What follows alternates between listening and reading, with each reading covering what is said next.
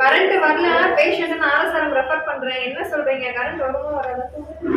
அவங்க வந்து இப்போ இதோட அவங்க ஏன் வச்சாங்க? ஆமா ஏன் மட்டும் நம்ம என்ட்ரி போடுறது கார்டு கொடுக்கிறது இன்னும் போடலையே. கரண்ட் இல்ல அது இல்ல இதுதான் சொல்லிருக்காங்க தவிர்த்து எமர்ஜென்சி அவ்வளவு அலட்சியமா நீங்க எமர்ஜென்சினா ஈபிக்கு காரங்க உடனே வரணுமா இல்லையா சொல்லுங்க. போன் மேல போன் பிரசவ ஆஸ்பத்திரி தெரியல சார். இப்ப வந்துருமா? கொஞ்சம் லேட் ஆகுமா?